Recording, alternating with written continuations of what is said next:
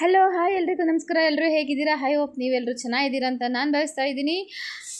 ಇವತ್ತು ಬಂದು ಮಂಗಳವಾರ, ಊರಿನ ಜಾತ್ರೆ ಎಲ್ಲ ಮುಗೀತು. ಇವತ್ತು ಮಂಗಳವಾರ, ಇವತ್ತಿಂದು ಕೊನೆ ದಿನ. ಊರಿನಲ್ಲಿ ಭರ್ಜರಿ ಬಾಡೂಟ ನಡೀತಾ ಇದೆ. ಹಾಗೆ ನಮ್ಮ ಮನೆಯಲ್ಲಿ ಮಡೆ ಮಾಡೋದು ಇವತ್ತೇ, ಮಡೆ ಆರತಿ ಎಲ್ಲ ಮಾಡೋದತ್ತೇ. ಊರೆಲ್ಲರೂ ಕೂಡ ಶುಕ್ರವಾರನೇ ಮೊದಲನೇ ದಿನ ಮಾಡ್ತಾರೆ. ನಮ್ಮನೆಯಲ್ಲಿ ಯಾವಾಗಲೂ ಪ್ರತಿ ವರ್ಷ ಮಂಗಳವಾರನೇ ಮಾಡೋದು. ಮಂಗಳವಾರ ಮಾಡಿ ನಮ್ಮನೆ ದೇವರಿಗೆ ನಾವು ಪೂಜೆನ ಮಾಡ್ತೀವಿ. ಅಮ್ಮ ಇಲ್ಲಿ ಕಡಲೆ ಆರತಿನ ಮಾಡ್ತಿದ್ದಾರೆ. 2 ಆರತಿ ಮಾಡಿ ಅದಕ್ಕೆ ಸ್ವಸ್ತಿಕ್ ಚಿತ್ರನ ಬರೆದು ಅರ್ಶಿನ ಕುಂಕುಮನ ಇಡ್ತಿದ್ದಾರೆ. ಇದನ್ನು ಮಾಡಿ ಕುಂಕುಮನ ಇಡಬೇಕು. ನಾನಿಲ್ಲಿ ಯಾವುದೇ ಥರದ್ದು ಅಂದರೆ ಇವತ್ತಿನ ದಿನ ವ್ಲಾಗ್ ಅಷ್ಟೇ ಶೂಟ್ ಮಾಡ್ಕೊತೀನಿ. ಯಾವುದೇ ಥರ ರೆಸಿಪೀಸ್ನ ನಾನಿಲ್ಲಿ ಶೂಟ್ ಮಾಡ್ಕೊತಾ ಇಲ್ಲ. ಇವತ್ತು ಸುಮ್ಮನೆ ಸಿಂಪಲಾಗಿ ಇವತ್ತಿನ ದಿನ ಪೂರ್ತಿ ಹೇಗೋಯ್ತು, ಏನೇನು ಮಾಡಿದ್ವಿ ಅನ್ನೋದ್ರ ಮೇಲೆ ಡಿಪೆಂಡ್ ಆಗುತ್ತೆ ಅಷ್ಟೇ. ಇವತ್ತಿನ ದಿನ ಬನ್ನಿ ನೋಡೋಣ ನಮ್ಮ ಇವತ್ತಿನ ವ್ಲಾಗ್ ಹೇಗಿತ್ತು, ಇವತ್ತಿನ ದಿನ ಹೇಗಿತ್ತು ಅಂತೇಳಿ. ಮನೆಯಲ್ಲಿ ಇವತ್ತು ಮಟನ್ನು ಹಾಗೆ ಚಿಕನ್ ಮಾಡ್ತಿದ್ದಾರೆ. ಮಟನ್ ಸಾಂಬಾರು ಮಾಡಲಿಕ್ಕೆ ನಾನಿಲ್ಲಿ ಈರುಳ್ಳಿ ಬೆಳ್ಳುಳ್ಳಿ ಎಲ್ಲ ಬಿಡಿಸ್ಕೊತಾ ಇದ್ದೀನಿ. ಹಾಗೆ ಅಣ್ಣನೂ ಕೂಡ ನನಗೆ ಈರುಳ್ಳಿ ಹೆಚ್ಚಿಕೊಟ್ಟು ಎಲ್ಲದನ್ನು ಕೂಡ ಅಣ್ಣನ ಹೆಚ್ಚಿಕೊಟ್ಟ. ನಾನೆಲ್ಲದನ್ನು ಕೂಡ ಸಿಪ್ಪೆ ಗಿಪ್ಪೆ ಬಿಡಿಸ್ಕೊಂಡು ರೆಡಿ ಮಾಡ್ಕೊಂಡ್ವಿ. ಹಾಗೆ ಈ ಕಡೆ ನನ್ನ ತಮ್ಮ ಮಟನ್ ಕೂಡ ತೊಗೊಂಡು ಬಂದಿದ್ನಲ್ವ, ಯಾವುದು ದೊಡ್ಡದು ಇದನ್ನು ದೊಡ್ಡ ಪೀಸ್ ಇದನ್ನು ಚಿಕ್ಕದು ಮಾಡ್ಕೊತಾ ಇದ್ದೆ. ಅಮ್ಮ ಈ ಕಡೆ ಆರತಿ ಮಾಡಿದ್ರಲ್ಲ, ಅಮ್ಮ ಇಲ್ಲಿ ಒಂದು ಕಡೆ ದೇವ್ರ ಪೂಜೆನ ಮಾಡಿ ದೇವ್ರಿಗೆಲ್ಲ ನೈವೇದ್ಯ ಕೊಟ್ಟು ಎಲ್ಲ ಫುಲ್ ರೆಡಿ ಮಾಡ್ಕೊತಿದ್ದಾರೆ. ಇದು ಬಂದು ನಮ್ಮ ಮನೆ ಹಳ್ಳಿ ಮನೆ. ನೀವು ನೋಡ್ತಿರ್ಬೋದು ಮನೆ ಏನಪ್ಪ ಹೀಗಿದೆ ಅಂತ ಯಾರೋ ಬೇಜಾರು ಮಾಡ್ಕೊಬೇಡಿ. ಇದು ಹಳೇ ಕಾಲದ ಮಣ್ಣಿನ ಗೋಡೆ ಮನೆ. ಇದರಲ್ಲೇ ಜೀವನ ಮಾಡ್ಕೊಂಬಂದಿರೋದು. ನಾನು ಹುಟ್ಟಿ ಬೆಳೆದಿರೋದು ಕೂಡ ಇದೇ ಮನೆಯಲ್ಲಿ. ನಾನು ಬೆಳೆದು ಬಂದಿದ್ದು ಕೂಡ ಇದೇ ಮನೆಯಲ್ಲಿ. ಆ್ಯಂಡ್ ನಾನು ಇದನ್ನು ತುಂಬಾ ಮಿಸ್ ಮಾಡ್ಕೊತೀನಿ. ಯಾಕೆಂದರೆ ನಾನು ಚಿಕ್ಕವಳಿಂದ ನಾನು ಅಡುಗೆ ಮಾಡೋದು ಕಲ್ತಿದ್ದು ಇದೇ ಒಲೆಯಲ್ಲಿ. ಇದೇ ರೀತಿ ಸೌದೆ ಒಲೆಯಲ್ಲಿ ಅಡುಗೆ ಮಾಡೋದು ಕಲ್ತಿದ್ದು. ಆಲ್ಮೋಸ್ಟ್ ನಾನು ಅಡುಗೆ ಮಾಡೋದು ಕಲ್ತಿದ್ದು 7th ಸ್ಟ್ಯಾಂಡರ್ಡ್ ಇದ್ದಾಗ ಅಂತ ಹೇಳ್ಬೋದು. 7th ಸ್ಟ್ಯಾಂಡರ್ಡ್ ಅಂದರೆ ಆಲ್ಮೋಸ್ಟು 2003ನಲ್ಲಿ ನಾನು ಅಡುಗೆ ಮಾಡೋದು ಕಲ್ತಿದ್ದು. ಇವಾಗ ನೋಡಿಕೊಂಡ್ರೆ 20 ಇಯರ್ಸ್ ಎಕ್ಸ್ಪೀರಿಯೆನ್ಸ್ ಆಫ್ ನನಗೆ ಅಡುಗೆ ಮಾಡೋದ್ರಲ್ಲಿ. ಇವತ್ತು ಸರಿ ಅಡುಗೆ ಮಾಡೋಣ ಅಂತೇಳಿ ಒಲೆಯೆಲ್ಲ ಹಚ್ಕೊಂಡು ನೀವು ನೋಡ್ತಿರ್ಬೋದು ನಮ್ಮ ಮನೆ ಹೀಗಿದೆ. ಕಿಚನ್ ಇದು ಅಡುಗೆ ಮನೆ ಎಷ್ಟು ದೊಡ್ಡದಿದೆ ನೋಡಿ. ಅಡುಗೆ ಮನೆಯೇ ದೊಡ್ಡ ರೂಮ್ ಥರ ಇದೆ. ಬಟ್ ಇದನ್ನೆಲ್ಲ ನೀಟಾಗಿ ಕ್ಲೀನ್ ಮಾಡಿ ರೆಡಿ ಮಾಡಿಸ್ಕೊಂಡ್ರೆ ಬೊಂಬಟ್ಟಾಗಿರೋ ಅರಮನೆನೇ ಆಗೋಗ್ಬಿಡುತ್ತೆ. ಗೊತ್ತಿಲ್ಲ ಅದೆಲ್ಲ ಯಾವ ಟೈಮಿಗೆ ಕೂಡಿ ಬರುತ್ತೋ, ಕಾಲ ಯಾವಾಗ ಬರುತ್ತೆ ಅಂತ.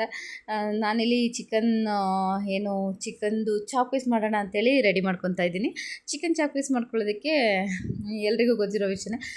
ನಾನು ಒಲೆ ಮೇಲೆ ಒಂದು ಪಾತ್ರೆನ ಇಟ್ಬಿಟ್ಟು ಎಣ್ಣೆ ಹಾಕ್ಕೊತಿದ್ದೀನಿ. ಬಿಸಿಯಾಗಿದ್ದ ತಕ್ಷಣ ಇಲ್ಲಿ ಹೆಚ್ಚಿಟ್ಕೊಂಡಿದ್ದೀನಿ ನೋಡಿ ತಟ್ಟೆದಲ್ಲಿ ಟೊಮೊಟೊ, ಈರುಳ್ಳಿ, ಹಾಗೆ ಶುಂಠಿ, ಬೆಳ್ಳುಳ್ಳಿ, ಹಸಿಮೆಣ್ಸಿನ್ಕಾಯಿ ಏನಿದೆ ಇದರಲ್ಲಿ ಈರುಳ್ಳಿ ಮತ್ತು ಟೊಮೊಟೊನ ಒಗ್ಗರಣೆಗೆ ಹಾಕ್ಕೊತಿದ್ದೀನಿ. ಇನ್ನು ಮಿಕ್ಕಿದನ್ನೆಲ್ಲನೂ ಕೂಡ ಅದ್ರ ಜೊತೆಗೆ ಕೊತ್ತಂಬರಿ ಸೊಪ್ಪು, ಪುದೀನ ಸೊಪ್ಪು ಎಲ್ಲದನ್ನು ಕೂಡ ರುಬ್ಬಿ ಹಾಕ್ಕೊಂಡು ಇದಕ್ಕೆ ಚಿಕನ್ನು ಎಲ್ಲ ಹಾಕಿ ಚೆನ್ನಾಗಿ ಫ್ರೈ ಮಾಡಿ. ಎಷ್ಟು ಫಾಸ್ಟಾಗಿ ಅಡುಗೆ ಆಗೋಯ್ತು ಅಂದರೆ ಸಿಕ್ಕಾಪಟ್ಟೆ ಫಾಸ್ಟಾಗಿ ಅಡುಗೆ ಆಗೋಗ್ಬಿಡುತ್ತೆ ಒಲೆಯಲ್ಲಿ, ಸೌದೆ ಒಲೆಯಲ್ಲಿ. ತುಂಬ ಚೆನ್ನಾಗಿರುತ್ತೆ. ನಾನಂತೂ ತುಂಬಾ ವರ್ಷಗಳಾಗಿತ್ತು ಅಂತಲೇ ಹೇಳ್ಬೋದು. ಹಿಂಗೇನಾದರೂ ಮನೆಯಲ್ಲಿ ಹಬ್ಬ ಈ ಥರ ಏನಾದರೂ ಮಾಡಿದಾಗ ಅಷ್ಟೇ ಒಲೆಯಲ್ಲಿ ನಾನು ಅಡುಗೆ ಮಾಡೋದು. ಇವತ್ತು ಆ್ಯಕ್ಚುಲಿ ನಮ್ಮ ಮನೆಯಲ್ಲಿ ಸ್ಟವ್ ಇದೆ ಆಲ್ರೆಡಿ. ಸ್ಟವ್ನಲ್ಲೂ ಕೂಡ ಮಾಡ್ತಿದ್ವಿ. ಬಟ್ ಸ್ಟವ್ದು ಬರ್ನರ್ ಹೊಂಟೋಗ್ಬಿಟ್ಟಿತ್ತು. ಬಟ್ ಒಲೆನಲ್ಲೇ ಮಾಡಿಬಿಡೋಣ ಅಂತೇಳಿ ಪ್ಲ್ಯಾನ್ ಮಾಡ್ಕೊಂಡು ಒಲೆಯಲ್ಲಿ ಮಾಡ್ತಿದ್ವಿ. ಚಿಕನ್ ಚಾಪ್ ಪೀಸ್ ಆಯಿತು, ರೆಡಿ ಆಯಿತು. ಅದನ್ನು ಎತ್ತಿಟ್ಬಿಟ್ಟು ಸೈಡ್ಗೆ ಇಲ್ಲಿ ಮಟನ್ ಸಾಂಬಾರಿಗೆ ಒಗ್ಗರಣೆಗೆ ಹಾಕಿದ್ದೀನಿ. ಸ್ವಲ್ಪ ಪಾತ್ರೆಗೆ ಬಿಸಿ ಆದ ನಂತರ ಎಣ್ಣೆ ಹಾಕಿ ಅದಕ್ಕೆ ಒಂಚೂರು ಈರುಳ್ಳಿ, ಬೆಳ್ಳುಳ್ಳಿ, ಪುದೀನ ಸೊಪ್ಪು, ಚಕ್ಕೆ ಲವಂಗ ಅದು ಇದು ಒಗ್ಗರಣೆಗೆ ಹಾಕ್ಬಿಟ್ಟು ಸ್ಪೈಸಸ್ ಎಲ್ಲ ಅದಾದಮೇಲೆ ಮಟನನ್ನು ಹಾಕಿ ಮಟನ್ ಬೇಯಕ್ಕೆ ಅಷ್ಟರಲ್ಲಿ ನನ್ನ ಅಣ್ಣ ಅತ್ತಿಗೆ ಕೂಡ ಬಂದರು. ನಮ್ಮ ಅಣ್ಣ ಅತ್ತಿಗೆ ಅಂದರೆ ನನ್ನ ಕಸಿನ್ಸ್ ಇವರು ಕೂಡ ಬಂದು ಮನೆಯಲ್ಲಿ ದೇವ್ರ ಪೂಜೆ ಮಾಡಿದ್ರು. ಅದಾದಮೇಲೆ ಇವರು ಬರ್ತಾ ಕಲ್ಲಂಗಡಿ ಹಣ್ಣು ತೊಗೊಂಬಂದಿದ್ದಾರೆ. ಕಲ್ಲಂಗಡಿ ಹಣ್ಣು ನೀವು ನೋಡ್ಬೋದು ಎಷ್ಟು ದೊಡ್ಡದಿದೆ ಅಂದರೆ, ಇದು ಎಷ್ಟು ದೊಡ್ಡದಿದೆ ಗೊತ್ತಾ? ಸುಮಾರು ನಮ್ಮ ಸಾಹಿತ್ಯ ಅಷ್ಟು kg ಇದೆ ಇದು. ಎಷ್ಟು 15 kg ಏನೋ ಇತ್ತಂತೆ. ಆಲ್ಮೋಸ್ಟು 14.5 kg ಸಮಥಿಂಗ್ ಬಂತು ಅಂತೇನೋ ಹೇಳ್ತಾಯಿದ್ರು. ಸರಿ ಇವಾಗ ಕಲ್ಲಂಗಡಿ ಹಣ್ಣು ಕಟ್ ಮಾಡೋದು ಅಂತೇಳಿ ನಾನು ಕಟ್ ಮಾಡ್ತೀನಿ ಅಂತ ನಾನು ಸ್ವಲ್ಪ ಕಟ್ ಮಾಡಿದೆ. ನಿಮಗೆಲ್ಲ ಕಟ್ ಮಾಡೋಕ್ಕೆ ಬರೋದಿಲ್ಲ ಅಂತೇಳಿ ಇಲ್ಲಿ ನಮ್ಮ ಅಣ್ಣ ಕೂಡ ಕಟ್ ಮಾಡ್ತಿದ್ದಾನೆ. ಇವನು ಹೇಗೆ ಕಟ್ ಮಾಡ್ತಿದ್ದಾನೆ ಅಂದರೆ ಕ್ಯಾಂಡಿ ಥರ ಕಟ್ ಮಾಡ್ತೀನಿ ಅಂತ ಮಾಡ್ತಾ ಇದ್ದಾನೆ. ನೋಡ್ತಿರ್ಬೋದು ಯಾವ ರೀತಿ ಕಟ್ ಮಾಡ್ತಿದ್ದಾನೆ ಅಂತ. ಈ ಕಡೆ ನಮ್ಮ ವಿಕ್ರಮ್ ಪಾಪ ನೋಡ್ತಾ ಇದೆ ಎಲ್ಲಿ ಯಾರ್ಯಾರು ಏನೇನು ಮಾಡ್ತಾ ಇದ್ದಾರೆ ಅಂತೆಲ್ಲ ವಿಡಿಯೋ ಶೂಟ್ ಮಾಡ್ಕೊಳ್ಳೋದನ್ನ ನೋಡ್ತಿದ್ದಾರೆ. ನಮ್ಮಣ್ಣ ಅಂತೂ ಇಂತೂ ಕ್ಯಾಂಡಿ ಟೈಪ್ನಲ್ಲಿ ಕಲ್ಲಂಗಡಿ ಹಣ್ಣನ್ನು ಕಟ್ ಮಾಡಿ ಇಟ್ಕೊಂಡ. ಇದು ಭಾಳ ಚೆನ್ನಾಗಿರುತ್ತೆ, ತುಂಬ ತಮಾಷೆಗೆ ಆಗಿರುತ್ತೆ.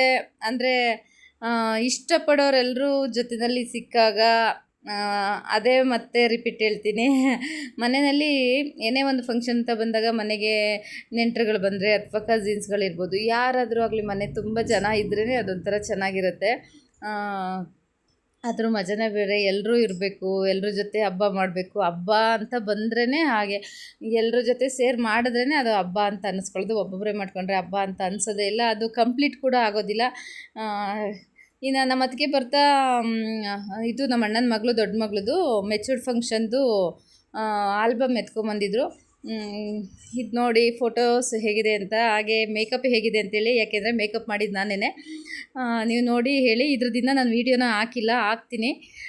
ಇವಾಗ ಸದ್ಯಕ್ಕೆ ಹಾಗೆ ನೋಡಿ. ಮತ್ತು ಮೊನ್ನೆ ತೋಟದಿಂದ ನಾನು ಏನು ಎಲೆ ಕಿತ್ಕೊಂಡು ಬಂದಿದ್ದೆ ಅಲ್ಲ, ಮುತ್ಕದೆಲೆ, ಅದನ್ನು ಕೂಡ ಇಲ್ಲಿ ಎಲೆ ನಂದು ಏನೇನೋ ಪ್ಲ್ಯಾನ್ ಇತ್ತು. ಅಂದರೆ ದೊಡ್ಡದೊಂದು ಎಲೆ ಮಾಡ್ಕೊಬಿಟ್ಟು ಬಂದು ನಾವು ಇವಾಗ ಏನು ಮನೆಯಲ್ಲಿ ಬಂದಿದ್ದೀವೋ ಎಲ್ಲರೂ ಕೂತ್ಕೊಂಡು ಒಟ್ಟಿಗೆ ಕೂತ್ಕೊಂಡು ಎಲ್ಲ ಥರ ಡಿಶಸ್ನು ಅದ್ರಲ್ಲಿ ಹಾಕ್ಕೊಂಡು ಕೂತ್ಕೊಂಡು ಎಲ್ಲರೂ ಕೂತ್ಕೊಂಡು ಸುತ್ತ ಕೂತ್ಕೊಂಡು ತಿನ್ನಬೇಕು ಅಂತ.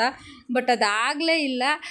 ಯಾಕೆಂದರೆ ಅಲ್ಲಿ ಎಲ್ಲ ಅರ್ಧ ಕೆಲಸಗಳು, ಅಂದರೆ ಕಂಪ್ಲೀಟ್ ಆಯಿತು ಕೆಲಸಗಳು, ಬಟ್ ಯಾವುದೂ ವೀಡಿಯೋ ಶೂಟಿಂಗ್ ಆಗಿಲ್ಲ ಪೂರ್ತಿ. ಅದಾದಮೇಲೆ ಜಾತ್ರೆ ಒಳಗಡೆ ಹೋದ್ವಿ ಬಳೆ ತೊಡ್ಕೊಬರೋಣ ಅಂತ. ನಾನು ನಮ್ಮ ಅದಕ್ಕೆ ಪ್ರತಿ ವರ್ಷ ಬಂದು ಜಾತ್ರೆ ಒಳಗಡೆ ಹೋಗಲೇಬೇಕು. ಅಲ್ಲಿ ಏನು ಪಾತ್ರೆ ಸಾಮಾನು ಬಂದಿರುತ್ತೆ ಗೊತ್ತಾ, 100 ರೂಪೀಸ್ಗೆ, ಅದರಲ್ಲಿ ಏನು ಚೆನ್ನಾಗಿರುತ್ತೆ ಅದನ್ನು ತೊಗೋಬೇಕು ಅಂತ ನಮಗೆ ತುಂಬ ಆಸೆ ಆಗುತ್ತೆ. ಅದಕ್ಕೋಸ್ಕರ ಹೋಗ್ತೀವಿ. ಹಾಗೆ ಬಳೆ ತೊಡ್ಕೋಬೇಕು, ಮೇಯ್ನ್ಲಿ ಬಳೆ ತೊಡ್ಕೋಬೇಕು ಇಬ್ರೂ. ಅಲ್ಲಿ ಸಿಕ್ಕಾಪಟ್ಟೆ ಕಾಸ್ಟ್ ಹೇಳ್ತಾರೆ ಬಳೆಗೆ. ಆಮೇಲೆ ಕೊನೆ ದಿನ ಬೇರೆ ಎಲ್ಲ ಮುಚ್ಚಿಬಿಟ್ಟಿದ್ರು. ಅಲ್ಲೇನು ನಮ್ಮ ಅದಕ್ಕೆ ಸ್ವಲ್ಪ ಏನೇನೋ ಸ್ಟೀಲ್ ಐಟಮ್ ತೊಗೊಂಡ್ರು. ಅದಾದಮೇಲೆ ಸರಿ ಬಳೆ ನಮಗೊಂದು ಥರದಿಲ್ಲ ಅಂತೇಳಿ ಸೀದಾ ನೊಣಕೆರೆಗೆ ಹೋಗೋಣ. ಯಾಕೆಂದರೆ ಅಲ್ಲಿತ್ತು ಬಳೆ, ಆದರೆ ತುಂಬ ಪ್ರೈಸ್ ಜಾಸ್ತಿ, ಸರಿ ಹೋಗೋಲ್ಲ ಇದು ಅಂತೇಳಿ ನೊಣಕೆರೆಗೆ ಹೋಗೋಣ ಅಂತ ಹೋಗ್ತಾಯಿದ್ವಿ. ನೋಡ್ತಿರ್ಬೋದು ನೊಣಕೆರೆಗೆ ಹೋಗ್ತಾಯಿದ್ವಿ. ಎಲ್ಲ ಸುತ್ತಲೂ ಗದ್ದೆ ಮಾಡಿದ್ದಾರೆ. ಎಷ್ಟು ಖುಷಿ ಆಯಿತು ಗೊತ್ತಾ ನನಗೆ ಗದ್ದೆ ನೋಡಿ. ಯಾಕೆಂದರೆ ಇತ್ತೀಚೆಗೆಲ್ಲ ಗದ್ದೆ ಮಾಡೋದೇ ಬಿಟ್ಬಿಟ್ಟಿದ್ರು ಜನಗಳು. ಪೈರು ಗದ್ದೆ ಅಂದರೆ ಭತ್ತದ ನಾಟಿ ಮಾಡೋದೇ ಬಿಟ್ಬಿಟ್ಟಿದ್ರು. ಎಲ್ಲ ಬೋರ್ಡ್ ಕಾಣಿಸೋದು ಯಾವಾಗಲೂ ಊರಿಗೆ ಹೋದಾಗ. ನಾನು ಮದುವೆ ಆಗ ಮುಂಚೆ ಎಲ್ಲ ನೋಡ್ತಿದ್ದೆ ಅಷ್ಟೇ, ಮದುವೆ ಆದಮೇಲೆ ನೋಡೇ ಇರಲಿಲ್ಲ. ಇವಾಗ ಗ್ರೀನ್ ಕಾಣಿಸ್ತಾ ಇದೆ. ಎಷ್ಟು ಹಸಿರಾಗಿ, ಎಷ್ಟು ತಂಪು ಗಾಳಿ ಬರ್ತಿತ್ತು ಅಂದರೆ ಇಲ್ಲಿ ಹೋಗ್ತಾ ಇದ್ದಾಗ ತುಂಬ ಚೆನ್ನಾಗಿತ್ತು. ನೊಣಕೆರೆಗೆ ಹೋಗಿ ನಾವು ಬಳೆನ ತಗೊಂಡು ಅಲ್ಲಿಂದ ವಾಪಸ್ ರಿಟರ್ನ್ ಆಗ್ತಾ ಇದ್ದೀವಿ. ಅಲ್ಲಿ ಹೋಗಿ ಬಳೆ ತೊಗೊಳೋದು ಕೂಡ ವೀಡಿಯೋ ಶೂಟ್ ಮಾಡಿಕೊಡೋರೆ ಯಾರೂ ಇಲ್ಲ. ಹಂಗಾಯಿತು. ಸರಿ, ವಾತಾವರಣ ತುಂಬ ಚೆನ್ನಾಗಿತ್ತಲ್ಲ ಅಂಥೇಳಿ ನನಗಂತೂ ಸಿಕ್ಕಾಪಟ್ಟೆ ಇಷ್ಟಪ್ಪ. ಈ ಥರ ಇದ್ದರೆ ಎಷ್ಟು ಚೆನ್ನಾಗಿರುತ್ತೆ ಗೊತ್ತಾ. ನೀವು ಯಾವಾಗಲಾದರೂ ಒಂದು ಸಲ ಈ ಕಡೆ ಹಳ್ಳಿ ಕಡೆ ಅಥವಾ ಈ ಥರ ಜಾಗದಲ್ಲಿ ಹೋದಾಗ ಒಂದು ಸಲ ಗಮನಿಸಿ, ಎಷ್ಟು ತಣ್ಣ ಗಾಳಿ ಬರ್ತಿರುತ್ತೆ ಅಂದರೆ. ಯಾಕೆಂದರೆ ಅಲ್ಲೆಲ್ಲ ನೀರಿರುತ್ತೆ, ಗ್ರೀನ್ ಇರುತ್ತೆ. ಆ ಗಾಳಿ ಬೀಸಿದಾಗ ಹಸಿರು ತಂಪು ಗಾಳಿ ಹಂಗೆ ತಣ್ಣಗೆ ಬರ್ತಾ ಇರುತ್ತೆ. ಅದ್ರ ಜೊತೆಲಿ ಅಲ್ಲಿ ಇದ್ಬಿಟ್ರೆ ಏನಾದರೂ ಒಂದು ಒಳ್ಳೆ ಜಾಗ ಕೊಟ್ಬಿಟ್ರೆ ಮಲ್ಕೊಂಡು ನಿದ್ದೆ ಮಾಡಿಬಿಡ್ಬೋದು, ಅಷ್ಟು ಚೆನ್ನಾಗಿರುತ್ತೆ. ಅದಾದಮೇಲೆ ಮನೆಗೆ ಬಂದು ಅದಕ್ಕೆ ಬಳೆ ತೊಡಿಸ್ತೀವಿ ಅಂತ ನಮ್ಮ ಅದಕ್ಕೆ ಬಳೆ ತೊಡಿಸಿದ್ದಾರೆ. ಹೀಗೆ ನಾವು ಏನೇನೋ ಮಾತಾಡ್ಕೊಂಡು ಜೋಕ್ ಮಾಡ್ಕೊಂಡು ಕಾಮಿಡಿ ಮಾಡಿಕೊಂಡು ಇದ್ವಿ. ತುಂಬ ಚೆನ್ನಾಗಿದ್ದು ತಮಾಷೆಗೆ. ನಗ್ತಾನೇ ಇರ್ತೀವಿ. ಎಷ್ಟು ಕಾಮಿಡಿ ಇರುತ್ತೆ ಅಂದರೆ ನನಗೆ ಇವ್ರು ಸಿಕ್ಕಿದ್ರೇ ಚೆಂದ. ಇವ್ರ ಮಕ್ಕಳು, ನಮ್ಮ ಅಣ್ಣ ಅತ್ತಿಗೆ ಮಕ್ಕಳು ಎಲ್ಲರೂ ಅಷ್ಟೇ ತುಂಬ ತಮಾಷೆಯಾಗಿರುತ್ತೆ. ಯಾವಾಗ ಸಿಕ್ಕಿದ್ರೂ ಅಷ್ಟೇ ಅಷ್ಟು ಎಂಜಾಯ್ ಮಾಡ್ತೀವಿ. ಅಷ್ಟು ಚೆನ್ನಾಗಿರುತ್ತೆ. ಇದನ್ನೊಂಥರ ಎಂಜಾಯ್ ಮಾಡೋದಕ್ಕೆ ಲವ್ಲಿ ಮೂಮೆಂಟ್ ಅಂತ ಹೇಳ್ಬೋದು. ಅಥವಾ ಸಂಬಂಧಗಳು ಅಷ್ಟೇ ತುಂಬ ಲವ್ಲಿಯಾಗಿರುತ್ತೆ. ಈ ಥರ ಇದ್ರೇ ಖುಷಿ ಕೊಡೋದು. ಇನ್ನು ಬಳೆನ ತೊಡಿಸಿದ್ರೆ ಹೇಗಿದೆ ನಮ್ಮ ಬಳೆ ತೊಟ್ಕೊಂಡಿರೋವಂಥದ್ದು ನೋಡಿ. ಕಲರ್ಸ್ ಚೆನ್ನಾಗಿದೆಯಾ, ಗ್ರೀನ್ ಕಲರ್ ಅಂದರೆ ಲೈಟ್ ಗ್ರೀನ್ ಇದೆ ಇದು.